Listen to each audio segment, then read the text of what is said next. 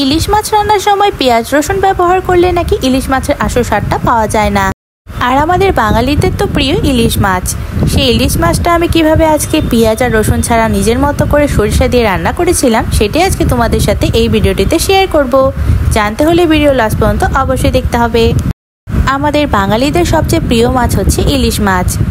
ইলিশ মাছ খেতে পছন্দ করে না এমন মানুষ খুব কমই পাওয়া যায়।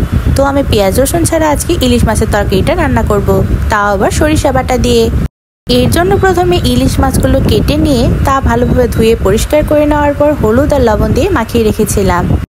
কড়াইতে তেলটা ভালোভাবে গরম করে নেওয়ার পর এরপর একে একে ইলিশ মাছগুলো আমি তেলের মধ্যে দিয়ে দিব। ইলিশ মাছগুলো আমি হালকা করে ভেজে নেব, বেশি একটা কড়া করে ভাজতে হয় না ইলিশ মাছ। মাছগুলো আমি এপিট ওপিট হালকা করে ভেজে নিচ্ছিলাম। ইলিশ মাছটা ভাজার সময় খুব সুন্দর গন্ধ বের হচ্ছিল। ইলিশ মাছ রান্না করার সময় অনেকে আবার এটা কাঁচাই দিয়ে দেয় তরকারির মধ্যে, মানে অনেকে না ভেজে এটা রান্না করে থাকে, কিন্তু আমি এটা হালকা করে অল্প পরিমাণে ভেজে তুলে নিয়েছিলাম। যেহেতু আমি শুরুতেই বললাম আমি পেঁয়াজ রসুন ছাড়া আজকে তরকারিটা রান্না করব, সেই জন্য কড়াইতে আমি তেল গরম করতে দিয়ে দিয়েছিলাম। তার সাথে এখানে আমি মশলা রেডি করে নিচ্ছিলাম। এর জন্য 1 চামচের মতো আমি জিরা বাটা নিয়েছিলাম, তার সাথে আধা চামচের মতো হলুদ গুঁড়ো আর 1 চামচের মতো মরিচের গুঁড়ো নিয়ে অল্প সামান্য লবণ দিয়ে অল্প পরিমাণে জলের সাথে মশলাটা গুলিয়ে নিয়েছিলাম। এরপর কড়াইতে যে তেলটা গরম করেছিলাম সেটার মধ্যে আমি কালো জিরে ফোড়ন দিয়েছিলাম।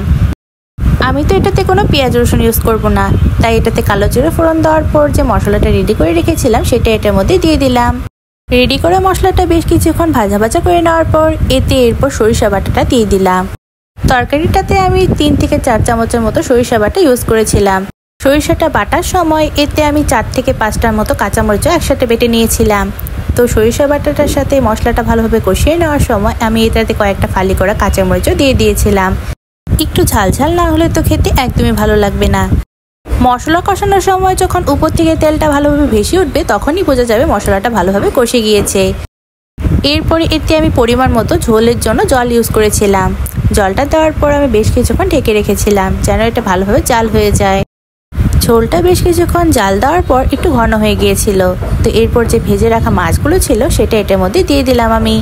মাছগুলো এতে দিয়ে দেওয়ার পর মাছগুলো হালকা হাতে ঝোলের সাথে মিশিয়ে নিচ্ছিলাম, কারণ ইলিশ মাছ একটু নরম হয়, বেশি নাড়াচাড়া করলে ভেঙে যাওয়ার সম্ভাবনা থাকে। ইলিশ মাছ এক একজন এক একভাবে রান্না করে থাকে। আমি সেদিন এটা একদম আমার নিজের মতো করে রান্না করেছিলাম। ইলিশ মাছটা বেশ কিছুক্ষণ ঢাকা দিয়ে রাখার পর ঝোলটা ঘন হয়ে গেলে নামিয়ে নেওয়ার আগে এতে আমি 7-8টার মতো আস্তা কাঁচামরিচ দিয়ে দিয়েছিলাম। এই কাঁচামরিচগুলো ডলে ডলে ভাতের সাথে খেতে কিন্তু দারুণ লাগে। আমার পেঁয়াজ রসুন ছাড়া সরিষা দিয়ে ইলিশ রান্না প্রায় রেডি। তো নামিয়ে নেওয়ার আগে এখানে আমি কাঁচা সরিষার তেল উপর থেকে ছড়িয়ে দিয়েছিলাম।